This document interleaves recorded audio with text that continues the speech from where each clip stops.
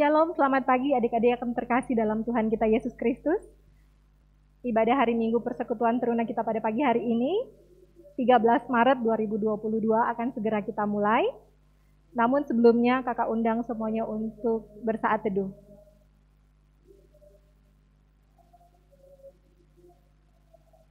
Saat teduh selesai, mari adik-adik kakak ajak semua adik-adik untuk bangkit berdiri. Kita akan menghadap Tuhan dengan menyanyi dari Gita Bakti 6, bait yang pertama dan yang kedua, bernyanyilah orang percaya.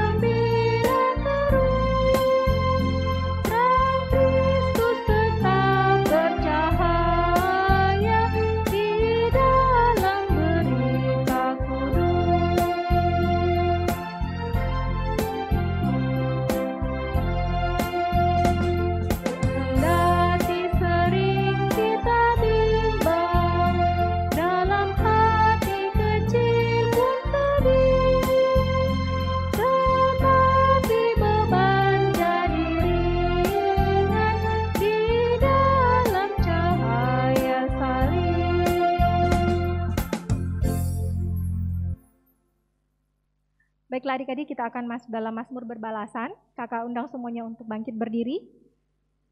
Mazmur Berbalasan kita pada minggu ini terambil dari Mazmur 100 pasal 117, ayat yang pertama sampai ayat yang kedua. Kak Fitri akan bacakan untuk kita semua. Mazmur pasal 117, ayat yang pertama sampai ayat yang kedua yang menyatakan, Pujilah Tuhan, hai segala bangsa, megahkanlah Dia, hai segala suku bangsa. Sebab kasih-Nya hebat atas kita dan kesetiaan Tuhan untuk selama-lamanya. Haleluya. Silahkan duduk adik-adik. Kita akan menyambut firman Tuhan kita pada pagi hari ini dengan menyanyi dari Kidung Jemaat 426, bait yang pertama, berkumandang suara dari seberang.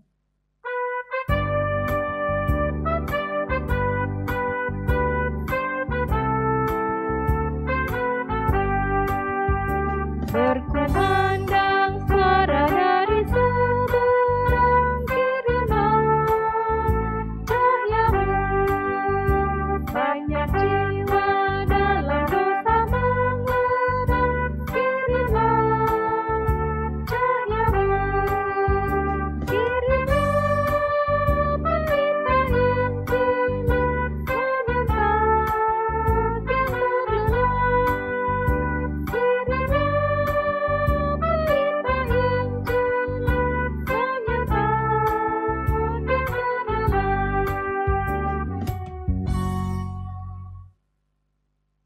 Kita akan masuk dalam pemberitaan firman Tuhan. Mari siapkan pembacaan Alkitab kita adik-adik. Terambil dari kitab Markus, Injil Markus pasal 7, ayat yang pertama sampai ayat yang ke-6. Namun sebelum itu kita berdoa mohon bimbingan Roh Kudus. Kita satu dalam doa, kita berdoa. Baiklah adik-adik, untuk firman Tuhan kita pada pagi hari ini akan disampaikan oleh Kak Amel dan Kak Dimas. Shalom Sobat Teruna, selamat hari Minggu. Kak Amel menyapa Teruna dan Teruni sekalian, khususnya kelas Dwi dan juga para katekisan yang mengikuti ibadah di hari Minggu 13 Maret 2022 ini. Kiranya Teruna dan Teruni sekalian dalam keadaan sehat, sukacita, dan mari siapkan hati dan diri kita menerima kebenaran firman Tuhan. Bacaan firman Tuhan terambil dari Injil Yesus Kristus menurut Markus pasal yang ke-7, ayat yang pertama hingga ayatnya yang ke-16 yang tadi sudah dibaca bersama-sama. Teruna dan teruni sekalian, kalau dipikir-pikir nih gitu ya, bacaan kita hari ini itu tadi di awal menceritakan tentang percakapan antara Tuhan Yesus dan juga para orang Farisi. Menariknya, apa yang orang Farisi ini kritik gitu ya, orang Farisi kan mengkritik murid-murid Tuhan Yesus yang makan dengan tangan yang tidak dibasuh terlebih dahulu sehingga itu dibilang tangan najis, seperti itu ya. Nah, apa yang, sebelum kita lihat lebih jauh ya, tapi apa yang mereka kritik atau kritisi ini itu sedikit banyak agak relate ya dengan apa yang sedang kita alami kurang lebih 2 tahun terakhir ini. Kita terbiasa kita diwajibkan untuk cuci tangan sebelum makan, bahkan sebelum masuk dalam ruangan tertentu gitu ya, ke tempat makan, ke gereja, kemanapun kita pergi kita harus cuci tangan dulu atau minimal pakai hand sanitizer. Kemudian setelah dari berpergian dari mana-mana kita harus membasuh diri atau membersihkan diri kita dan lain sebagainya. Singkatnya kita harus menjaga protokol kesehatan gitu ya. Jangan lupa prokes gitu ya. Ingat prokes gitu ya. Kita terbiasa mendengar itu dan melakukan itu gitu ya. Namun bedanya apa yang kita lakukan saat ini dengan apa yang orang Farisi lakukan, sama-sama cuci tangan nih, sama-sama membasuh atau membersihkan diri. Tapi bedanya adalah kalau kita jelas kita tujuannya untuk menjaga kebersihan supaya tidak ada virus-virus, bakteri yang mengikuti gitu ya. Kita dari mana-mana kena virus dan lain sebagainya. Demi kesehatan kita. Tetapi orang Farisi dalam bacaan kita ini, mereka punya tujuan khusus, Teruna. Kenapa harus membasuh dan mencuci tangan dan lain sebagainya? Yaitu untuk menegakkan atau menjalankan tradisi yang mereka percayai harus dilakukan oleh semua orang Yahudi saat itu. Menariknya, tradisi yang mereka lakukan ini gitu ya, dikritik balik oleh Tuhan Yesus. Tadi di awal kan mereka mengkritik para murid ya.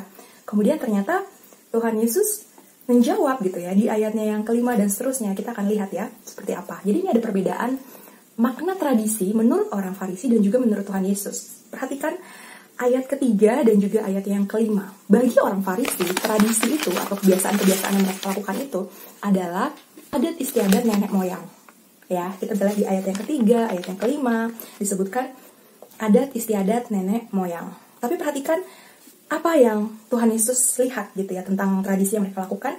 Tuhan Yesus tidak bilang itu adat istiadat nenek moyang, tapi Tuhan Yesus bilang apa? Itu adat istiadat manusia. Tepatnya ada di ayat yang ke-7 dan 8. Perintah manusia dan adat istiadat manusia. Di ayat 7 dan ayat 8 gitu ya. Jadi ada dua perbedaan besar, penekanannya perhatikan ya. Orang Farisi menganggap itu adalah adat istiadat nenek moyang, betul gitu ya. Tapi Tuhan Yesus mau menekankan lebih jauh lagi gitu ya. Itu hanya perintah manusia, itu hanya adat istiadat manusia. Sebelum lebih jauh, Kak Amel mau mengajak kita supaya jangan salah paham dulu. Di sini bukan berarti Tuhan Yesus itu mau mengabaikan tradisi atau budaya Yahudi saat itu atau mau menghilangkan atau mau merendahkan, seperti itu bukan ya. Tapi di sini ada satu pesan besar, ada nilai yang lebih gitu ya, mau Tuhan Yesus tambahkan gitu ya, bahwa jangan berhenti hanya dengan melakukan sekadar tradisi itu saja tanpa engkau memaknai, memiliki motivasi yang benar di balik itu. Apa maksudnya? Maksudnya di sini Tuhan Yesus mau bilang, perhatikan ya, itu hanya perintah manusia, bukan perintah Allah, bukan hukum Allah. Makanya Tuhan Yesus di sini mengkritik dengan keras selanjutnya di ayatnya yang ke-10. Teruna bisa baca ya. Hormatilah ayahmu dan ibumu. Di sini Tuhan Yesus mengutip hukum Musa, apa yang Musa katakan, yaitu hukum Taurat. Adik-adik ingat ya, hukum Taurat Tuhan ada 10 yang diturunkan di Gunung Sinai melalui Musa. Nah, di situ hukum yang kelima apa? Hormatilah ayahmu dan ibumu, dan apa yang seterusnya gitu ya. Tuhan Yesus mengutip itu, kata-kata itu. Bahkan dibilang siapa yang mengutuki ayahnya dan ibunya, dia harus mati. Ini adalah perintah langsung dari Tuhan Allah. Ini adalah hukum langsung dari Tuhan Allah. Nah, di sini Tuhan Yesus bilang, kamu orang Farisi jangan munafik. Itu ada di ayat yang ke-6. Hai orang-orang munafik gitu ya. Jangan munafik gitu. Kamu mengkritik orang untuk melakukan tradisi nenek moyang yang bukan Tuhan Allah perintahkan langsung, tapi kau kritiki. Tapi engkau tidak sadar bahwa justru yang terpenting perintah Allah, hukum Allah langsung, kau tidak lakukan. Alasannya apa? Mereka tidak melakukan hukum Taurat yang kelima. Contohnya ya, menghormati ayahnya dan ibunya. Di ayat ke-11, mereka tidak memelihara, tidak merawat, tidak menjaga orang tuanya. Dengan alasan apa? Dengan alasan bahwa apa yang ada pada diri mereka itu sudah dipakai untuk mempersembahkan kurban bagi Allah. Ayat yang ke-11. Maksudnya adalah segala uang, segala waktu mereka, tenaga mereka, perhatian mereka, udah mereka pakai nih buat pelayanan. Jadi udah gak ada waktu nih, udah gak ada uang lagi buat membantu, merawat, memelihara orang tua. Ini yang dikecam oleh Tuhan Yesus, ini yang dikritik oleh Tuhan Yesus.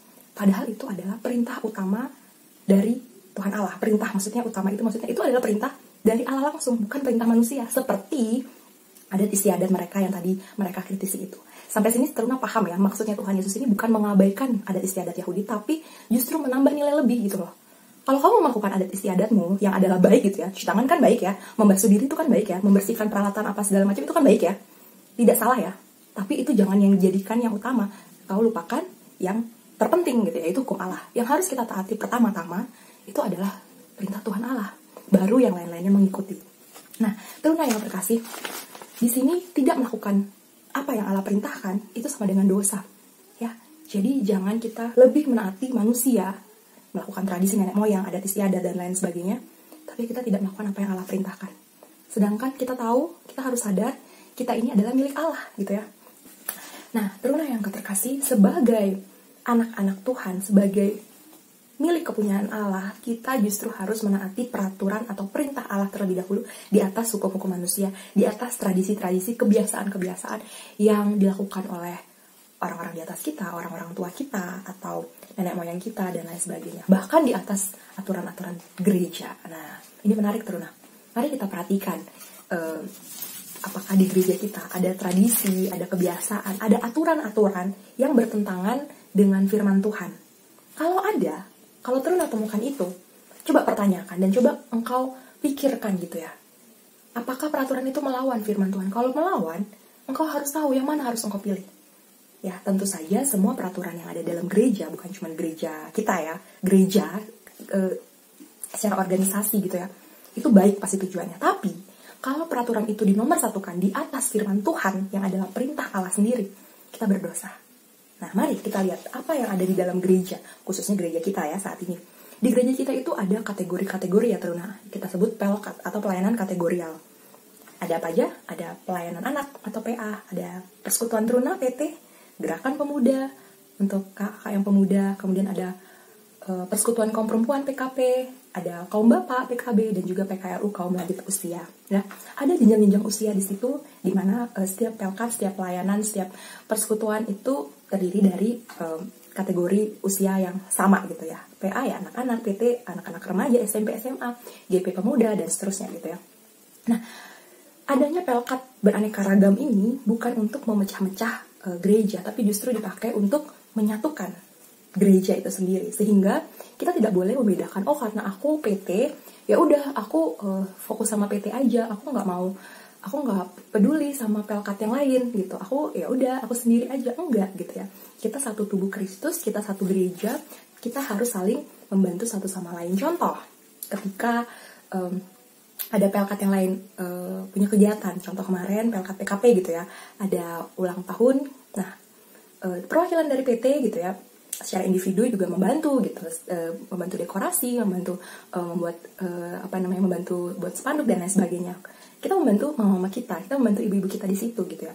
Demikian juga ketika PT ketika ada event seperti HUT atau retreat ya, BIMTA atau Bible Camp, terus perhatikan, ada kakak GP membantu kita di situ. Nggak cuma kakak layan kalian, tapi ada kakak GP membantu perlengkapan, membantu dikonsumsi, membantu acara.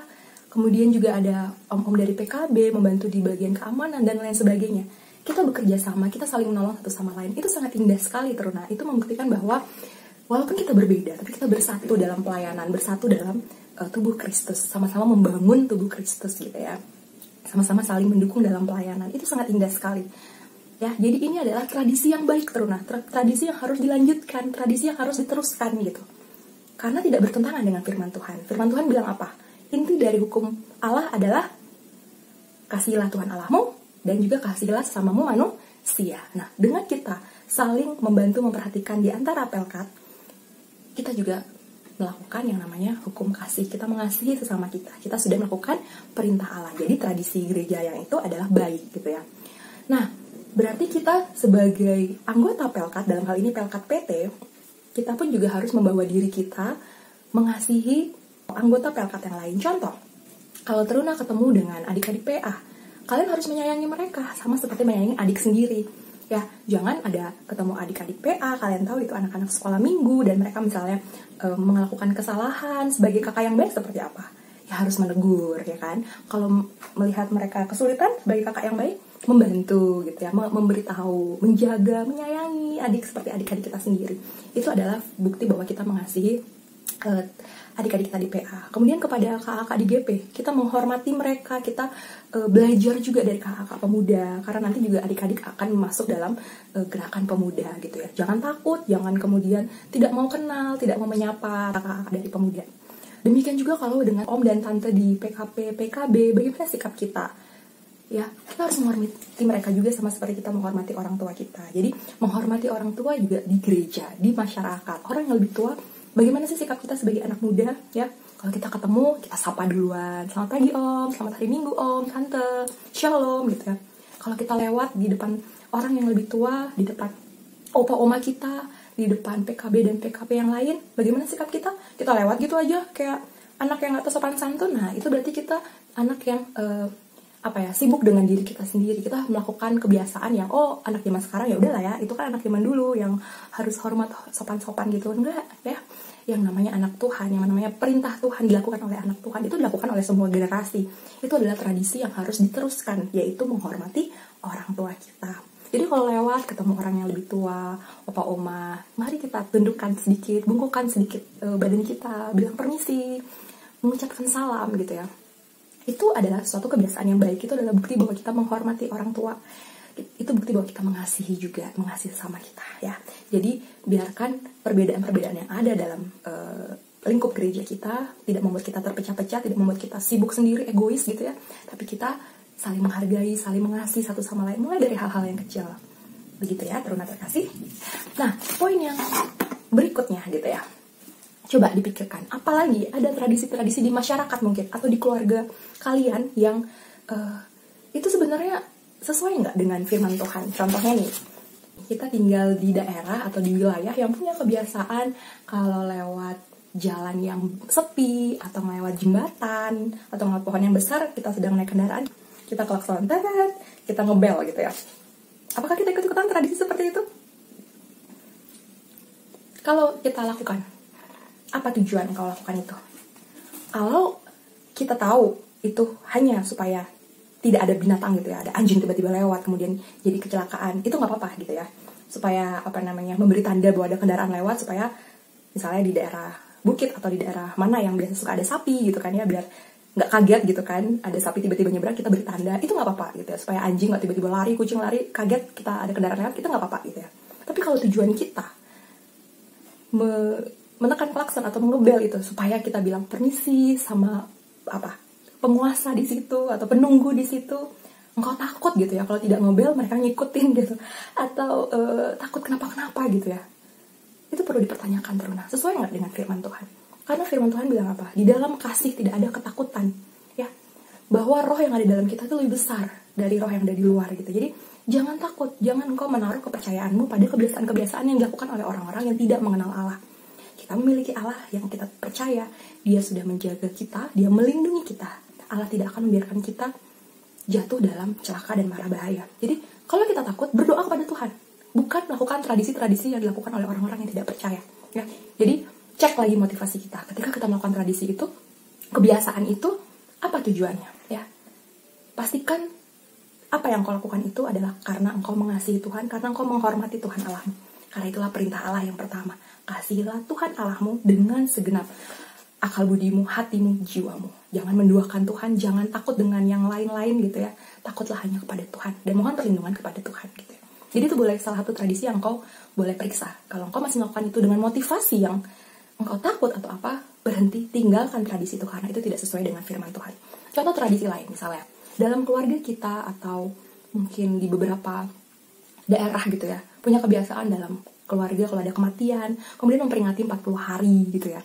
Kalau hanya beribadah dan juga membuat pengucapan syukur, kebetulan di hari ke-40, dengan tujuan mengucap syukur, saling menguatkan antara anggota keluarga yang kehilangan, itu baik dan itu benar gitu ya. Tapi kalau kita melakukan tradisi itu dengan kemudian takut atau berdoa buat arwah gitu ya, atau yang meninggal, keluarga kita yang meninggal, karena kita sayang banget gitu ya, saya itu opa oma kita, om tante kita, atau siapapun anggota keluarga kita, dan kita percaya dalam 40 hari itu mereka masih ada di sekitar kita, kami kasih tahu bahwa itu sudah tidak benar ya teruna, bahwa kita tidak perlu mendoakan orang yang sudah meninggal. Firman Tuhan bilang apa?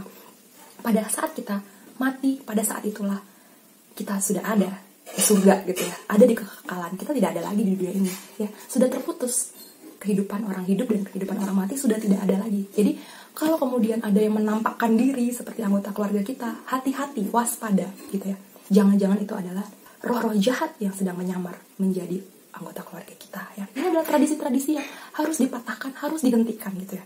Kalau mau mengucap syukur, kalau mau berdoa, kalau mau bersyukur, bersyukurlah dan saling menguatkan di antara kita yang hidup. Orang-orang yang sudah mati itu sudah terpisah kehidupannya dengan kita. Jadi tidak perlu lagi kita doakan ya. Kita percaya firman Tuhan mengajarkan apa, itu yang kita lakukan ya Teruna. Jadi jangan menaruh pengharapan kita kepada hal-hal yang dilakukan oleh orang-orang yang tidak mengenal Tuhan ya. Jadi mari kita teruskan tradisi-tradisi yang baik. Kita lakukan tradisi yang sesuai dengan kebenaran firman Tuhan. Dan tinggalkan tradisi-tradisi yang bertentangan bahkan melawan kebenaran firman Tuhan. Gak apa-apa, kita walaupun masih muda gitu ya, kita tunjukkan bahwa kita percaya dengan firman Tuhan, kita sampaikan kebenaran itu. Mungkin ada keluarga kita, saudara kita yang masih melakukan itu, kita tunjukkan gitu ya, bahwa sebenarnya seperti ini gitu ya. Firman Tuhan tuh bilangnya seperti ini. Mari taati firman Tuhan. Itu pesan yang pertama. Yang pesan yang kedua adalah mari kita tetap bersatu di tengah perbedaan kita di gereja, contohnya di antara pelkat-pelkat. Kita saling mengasihi, kita menjaga kerukunan di antara sesama di dalam anggota gereja, dan juga itu akan terpancar ketika kita ada di masyarakat, kita berada di kehidupan masyarakat yang perbedaan agama, budaya, suku, dan lain sebagainya. Mari kita saling menghargai, kita tidak membeda-bedakan, kita saling menghormati ya. Jadi lakukan firman Tuhan dan praktekkan itu dalam kehidupan sehari-hari dengan cara mengasihi sesama kita.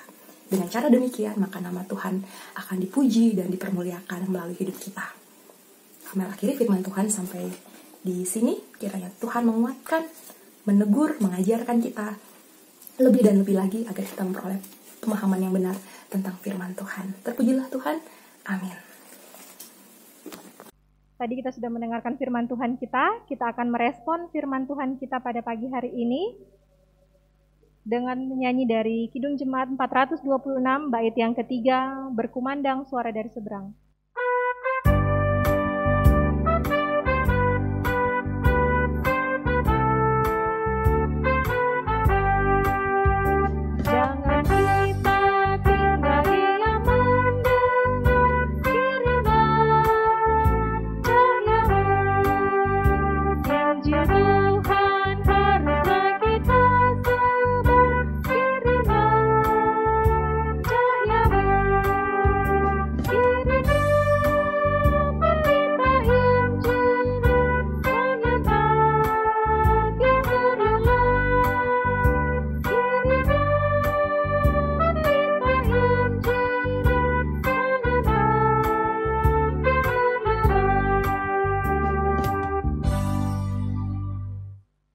Kita akan masuk dalam doa syafaat kita pada pagi hari ini yang akan dipimpin oleh Kak Dimas. Ya adik-adik semua, kita masuk dalam doa syafaat. Mari kita satu dalam doa.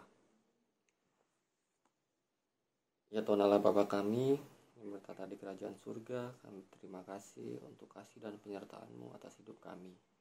Terima kasih ya Tuhan untuk asupan firman yang baru saja kami baca dan renungkan bersama-sama pada pagi hari ini. Kiranya Kau berkati agar firman yang baru saja kami baca dan renungkan bisa tumbuh dalam hati dan pikiran kami, dan kami bisa melaksanakannya dalam kehidupan kami sehari-hari ya Tuhan.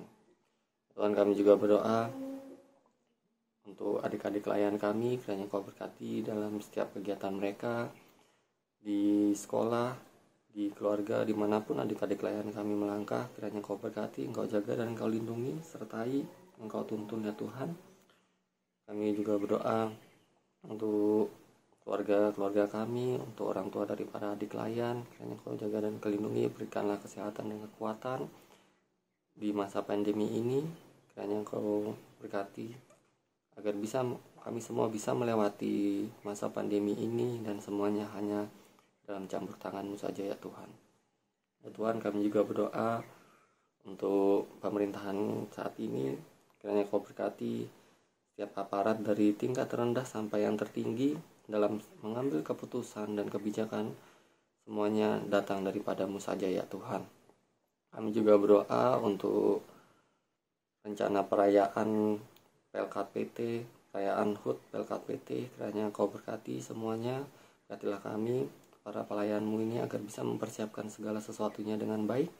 Berikanlah kami kelancaran dalam mempersiapkan semuanya ya Tuhan.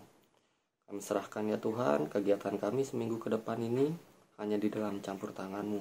Berikanlah kami kesehatan, kekuatan yang selalu baru ya Tuhan setiap harinya. Terima kasih ya Tuhan, kami alaskan doa ini melalui doa yang sudah Kau ajarkan kepada kami. Bapa kami yang di sorga, dikuduskanlah namamu, datanglah kerajaan-Mu, jadilah kehendak-Mu di bumi seperti di sorga. Berikanlah kami pada hari ini makanan kami yang secukupnya, dan ampunilah kami akan kesalahan kami, seperti kami juga mengampuni orang yang bersalah pada kami. Dan janganlah membawa kami dalam pencobaan, tapi lepaskanlah kami daripada yang jahat. Karena Engkaulah yang mempunyai kerajaan dan kuasa dan kemuliaan sampai selama-lamanya. Amin. Baiklah adik-adik, kita akan memberikan persembahan kita pada pagi hari ini. Sambil memberikan persembahan, kita menyanyi dari Kidung Muda Mudi 2, bait yang pertama, Bapa di sorga mengasihiku.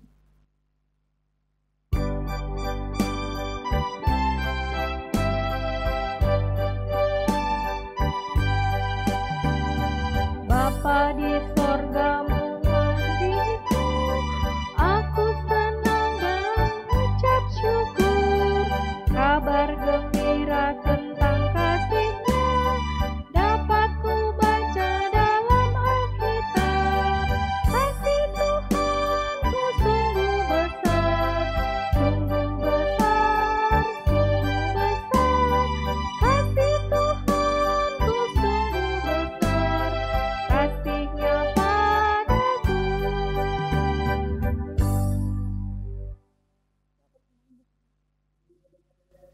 Kita akan masuk dalam pengutusan. Pengutusan akan dipimpin oleh Kak Amel. Namun sebelumnya kita menyanyi dari Kidung Jemaat 344, bait yang pertama dan bait yang kedua, ingat akan nama Yesus.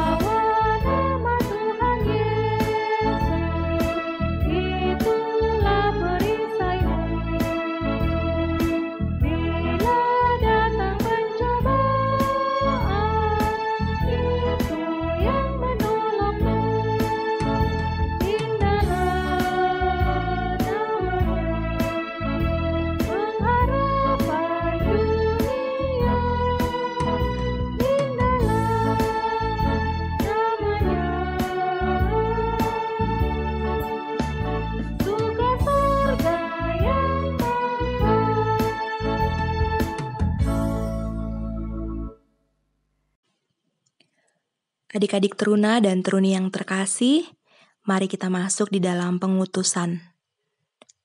Arahkanlah hati dan pikiranmu kepada Tuhan Allah dan terimalah berkat darinya.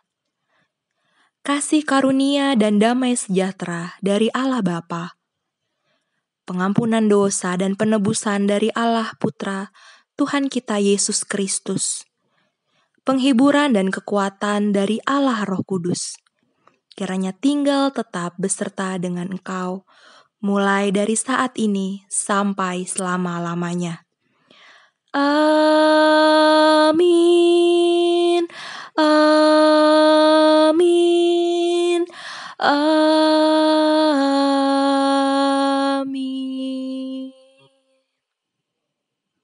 Demikian ibadah hari Minggu Persekutuan Teruna kita pada pagi hari ini. Selamat hari Minggu adik-adik, Tuhan Yesus memberkati kita semua.